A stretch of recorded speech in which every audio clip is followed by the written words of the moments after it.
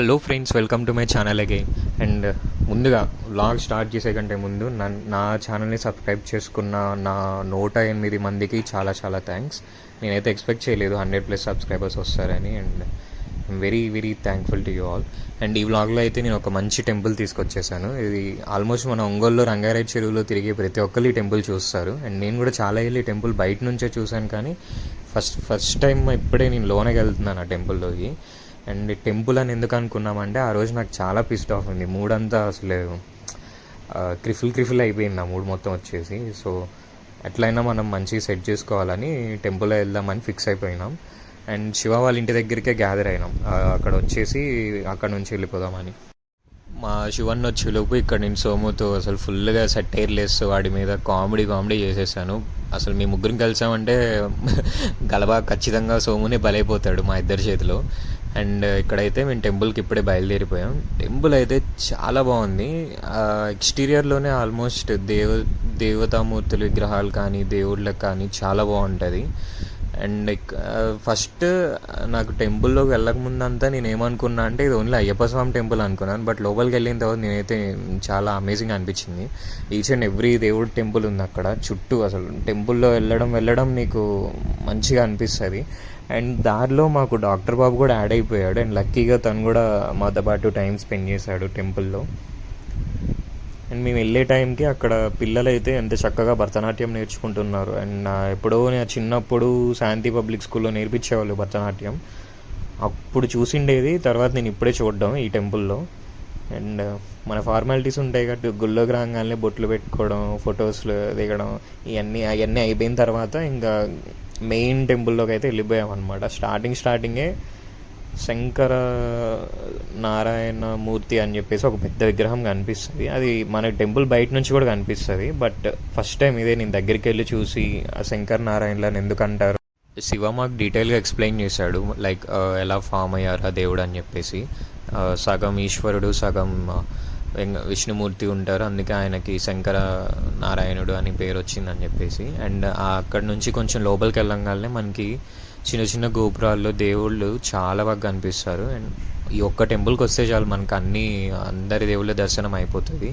And పైన కూడా వీళ్ళు ఒక్కొక్క సీనారియోని తీసుకొని ఒక్కొక్క కాలం గ్యాప్లో పెట్టారు. అండ్ చాలా బాగా అనిపించింది.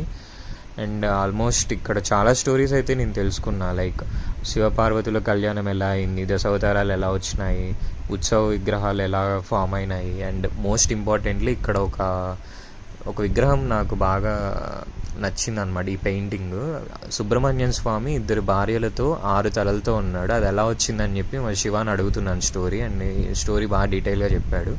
అండ్ ఇంకా కొంచెం ముందుకెళ్తే అయ్యప్ప స్వామి జీవిత చరిత్ర కూడా ఇట్లానే సేమ్ ఇదే ఫార్మాట్లో వాళ్ళు ఈచ్ అండ్ ఎవ్రీ స్టేజ్ డీటెయిల్గా విగ్రహాలతో పెట్టారనమాట.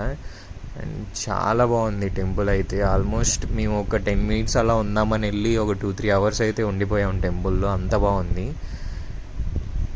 అండ్ ఇక్కడే అయ్యప్ప స్వామి జీవిత చరిత్ర అంతా ఈ బ్లాగ్స్ మొత్తం ఉన్నాయి. ఈ చివరి నుంచి ఆ చివరి వరకు కేరళలో ఎలా వెలిచారు స్వామి అనేది ప్రతి స్టేజ్ అయ్యప్ప స్వామి జననం నుంచి కేరళలో దేవుడుగా కొలిసేంత వరకు మనకి మొత్తం ఆ విగ్రహాల్లో పెట్టారనమాట. చాలా రిఫ్రెషింగ్గా అనిపించింది ఇక్కడ ఇవన్నీ చూసి. అలా మనకి తెలియని థింగ్స్ నేర్చుకుంటే అదొక క్యూరియాసిటీ ఉంటుంది కదా. సో మొత్తం బాగా లైక్ నేను అనుకున్న గోల్ అయితే నాకు రీచ్ అయిపోయింది. నాకు కావాల్సిన మెంటల్ పీస్ అయితే నాకు వచ్చింది. అండ్ మీలో ఎవరన్నా చూడకుండా ఉంటే ఈ టెంపుల్ని మాత్రం ఖచ్చితంగా వెళ్ళి విజిట్ చేయండి. నాకైతే చాలా బాగా పాజిటివ్ వైబ్స్ వచ్చేసినాయి. మీరు కూడా వెళ్ళి నాలాగా మీరు కూడా ఎక్స్పీరియన్స్ చేయండి. అండ్ ఇక్కడ ప్రతి స్టేజ్ నేను అడుగుతున్నా, ఇక్కడ వీళ్ళెవరు వాళ్ళెవరు ఇదేంటి అలా ఏంటి అని చెప్పి తను శివ మాకు ఎక్స్ప్లెయిన్ చేస్తున్నాడు అనమాట. అండ్ ఆ క్లిప్స్ అన్నీ యాడ్ చేద్దాం అనుకున్నాను, బట్ డిస్టర్బెన్స్ వల్ల నేను ఇట్లా వాయిస్ ఓవర్ ఇవ్వాల్సి వస్తుంది. బట్ హిస్టరీ అయితే చాలా బాగుంది. నేను ఫస్ట్ టైం వింటున్నాను అయ్యప్ప స్వామి ఎలా వచ్చారని చెప్పేసి.